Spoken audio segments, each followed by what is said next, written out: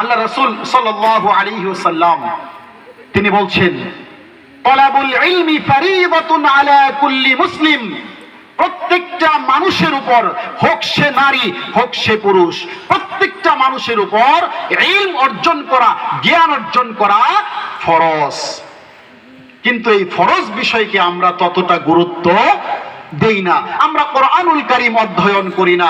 আপনার বাসায় কোরআন আছে না নাই? আছে, কিন্তু কোরআনুল কারীম আপনি অধ্যয়ন করার সুযোগ পান না। হয়তোবা সেই উপরে তাকের মধ্যে কোরআন রেখে দিয়েছেন, দীর্ঘদিন কোরআন টাচ না করার কারণে কোরআনের উপর ময়লার স্তূপ বসে আছে। আস্তাগফিরুল্লাহ, কাল কিয়ামতের দিন আপনি আল্লাহর দরবারে কি জবাব দেবেন? আপনি ইলম অর্জন করা, কোরআন তেলাওয়াত করা, কোরআন অর্জন করা, কোরআনের জ্ঞান শিখা, এটা ফরজ। এই ফরজ ইবাদত বাদ দিয়ে আপনি দুনিয়ার বিভিন্ন রকমের কাজ করবে ব্যস্ত আছেন। সম্মানিত হাজিরিন, আমাদেরকে পড়তে হবে।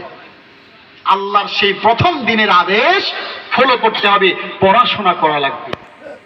আমরা পড়াশোনা করি কম, ফতোয়া দেই বেশি, যার কারণে আজকে আমাদের সমাজে ফিতনা ফাসাদ কম না বেশি?